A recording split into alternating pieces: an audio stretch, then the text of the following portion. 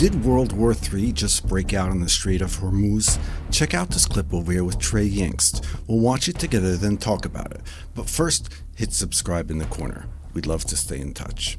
Yeah, guys, good morning. I just spoke with President Trump for 15 minutes. He gave me some new details on the negotiations behind the scenes with the Iranians and what's going to happen if Iran does not make a good faith deal. The president tells me if they don't make a deal and fast, I'm considering blowing everything up and taking over the oil. The president went on to say you're going to see bridges and power plants dropping all over their country. Now, I asked him about the possibility of an agreement with the Iranians. He says those who are negotiating on behalf of Iran have been granted amnesty at this time so they can continue the talks. And the president tells me he thinks he'll be able to get a deal by tomorrow. He says, I think there's a good chance tomorrow. They're negotiating now. All of this following the president's post on Truth Social, where he talked about these negotiations with the Iranians. We'll pull this up. He says, quote, Tuesday will be power plant day and bridge day, all wrapped up in one. In Iran, there will be nothing like it. Open the Strait, you crazy, or you'll be living in hell. Just watch. Praise be to Allah. The president posting there on Truth Social about this ongoing operation and his new red line for the Iranian regime. The president is offering the Iranians a diplomatic solution to end this conflict. The same offer that he gave the Iranians before Operation Epic Fury began. Exactly. And remember, we know that at the negotiating table before this operation began, the opening position of the Iranian regime is that we have 460 kilograms of 60% enriched uranium, enough to make 11 nuclear bombs. And the president, understanding the country's ballistic missile program and their nuclear aspirations, ultimately ordered this operation. Well, more than 35 days later, the president once again is offering the Iranians a diplomatic solution. And again, he tells Fox News in a phone call earlier today, he thinks he'll be able to get a deal with Iran by tomorrow. He says he thinks there's a good chance tomorrow.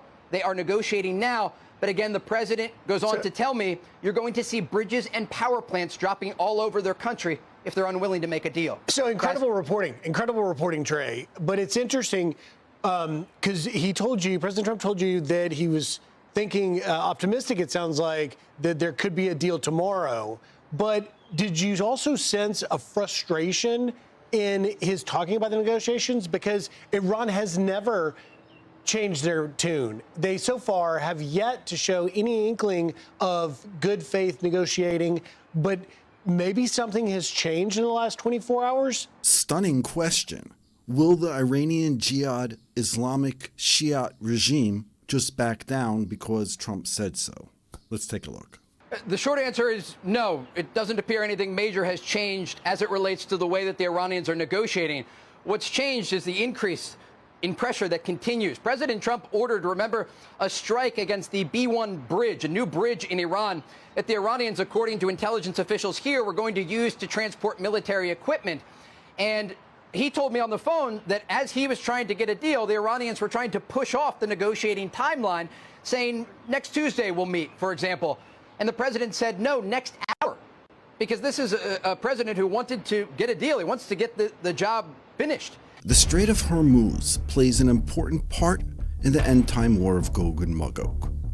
Let's take a look at this clip over here and understand why Trump needs to act now on the 7th day of Passover, the day Mashiach comes. Take a look at this clip. So a few weeks ago, I built a God's eye view of the Iran strikes. A full 4D reconstruction of Operation Epic Fury using satellite, aerial, vessel tracking, and social media data, all visualized on a 3D globe. And you all went crazy. Since then, the crisis has moved to the water, and the world's eyes are on this 21-mile-wide choke point. This is the Strait of Hormuz. Normally, hundreds of ships pass through here every day, carrying a fifth of the world's oil supply. And right now, almost nothing is getting through. Iran has effectively shut down the most important waterway on Earth. This moment we're in right now is actually more significant than you can imagine. We posted this video on March 15th. Take a look. Perhaps this place will be the place where the final war will take place. Who lived 500 years ago and wrote the following thing. What does it mean that there will be an offering to God in Botzra? There's a country ושמה בוצרה. And its name is Botzra. הורמוז. It's called Hormuz. אתם יודעים מה זה הורמוז? Anybody in the crowd knows what Hormuz is? To give you a real operational picture of what's going on, I've updated God's Eye View to collect a whole lot more data and added ship tracking, dark vessel detection, pipeline routes, and of course the ongoing bombing campaigns. This situation is probably more dire than you think, so let me show you what's going on. This is real ship tracking data. Every arrow is a vessel. Some of these ships are longer than the Empire State Building is tall, and they're all squeezing through this one tiny choke point, the Strait of Hormuz. So I've recorded all the vessel tracking data from February 25th to present day. So before the strait was closed down, this is what traffic looked like. All these ships would go through this narrow passageway. And let me tell you, the traffic was robust. As you can see over here, we've got hundreds of crossing events every single day. And then Operation Epic Fury goes down. And suddenly we're down to just a handful. And in some days, none at all. And after everything shut down, you can see a bunch of ships parked in the ocean over here. Literally like parking structures in the middle of the ocean, waiting for their moment to get out of Dodge. Now we're playing back this scene at 6 hours per second. As you can see, most of these ships are just waiting for their moment to get through this choke point. Let me show you what else we can do over here. I've got a bunch of different layers, but on the left here, you see the overall drop in inbound and outbound shipments as it's taking place. So blue is inbound and yellow is outbound. Check out that drop over there, synchronized to what you're seeing on the right-hand side. That is a precipitous drop, literally down 92.2%, with a pre-day average, based on my data, about 130, down to a post-day average about 10. That is going to have an impact on oil prices. Down over here, you can see global oil futures. So we've got global Brent over here. Watch what happens with the synced timeline view. Prices go up from $70 a barrel very quickly to almost 100, and then well past 100. And right next to it here, you can see US West Texas Intermediate. This is basically a proxy for oil prices in the US. And even the US, despite mobilizing strategic oil reserves, which obviously has prevented this number from going up drastically, is like still going up. But now you may be wondering, while this number did go down drastically, there are ships getting through. As you can see, before the closure of the Strait of Hormuz, all the ships were going through this path over here. Like, this is actually a really narrow waterway, right? And the deepest part of the strait is here in the middle. So a bunch of these like big ass vessels, I'm talking like the size of the Empire State again, that's how they used to make the transit. But if you jump ahead to today, the ships that are actually going through are going far closer to Iran up top over here. So if I isolate this particular ship, this is a Liberia-flagged bulk carrier, Panama-flagged bulk carrier, Bolivia. A bunch of these countries are extremely dependent on the oil that comes through this region. So what's being reported now is that effectively Iran has set up a new toll booth.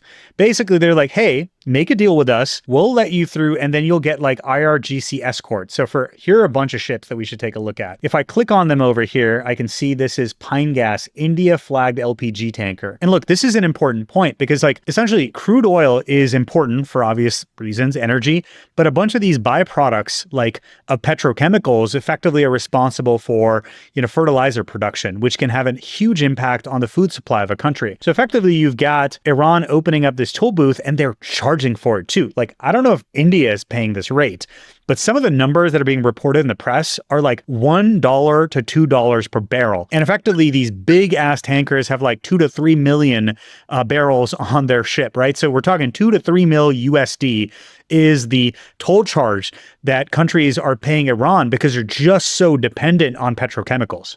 What's going to happen if the Iranians close it off? What did Trump say? When he got the bullet, just nipped his ear, God spoke to him. What did God tell him? So what did Trump say? You gave me a bullet in my ear. Any boat that goes through the Hormuz Strait, I'm going to take out. And he says, if you don't stop, we're going to do everything to keep this path of Hormuz open. And Rav Shmuel Eliyahu wrote, and this is the place that's called Mitzrei Hormuz, the Strait of Hormuz. And he says that 500 years ago, he wrote that this strait is under the control of the Ishmaelim. וברוך היודע אמיתתם של דברים. And blessed is those who understand what this means. אולי Perhaps יהיה דרך שם המלחמה האחרונה באחרית הימים. Perhaps this place will be the place where the final war will take place. One thing that's impossible to ignore is that if what this video is showing, that the Strait of Hormuz is the pipeline for the entire world to get their oil, and the prices of oil will go up, so Trump must act. He has no choice. At the same token, Iran will not stop being a jihad 12er radical Islamic government. That will not change. The regime idea of eradicating Israel is just the beginning. All infidels, including Christians, must die or accept their faith. That's their goal. And if, in fact, this date, the seventh day of Passover, will be the time of the start of this Gog-Magog war, it may have already begun. You see, these two sides don't back down overnight. I know Trump is saying that he's giving them a deadline, but let me ask you a question.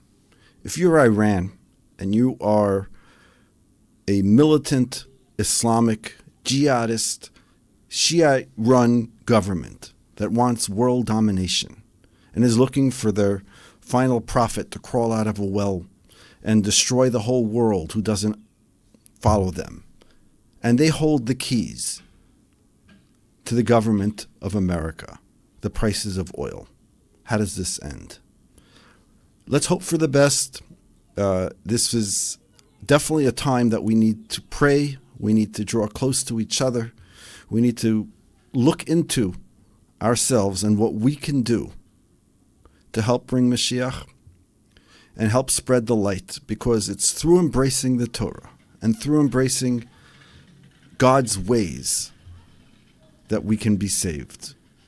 It's not through intolerance, but through tolerance and through allowing everybody an opportunity to choose that the final war happens.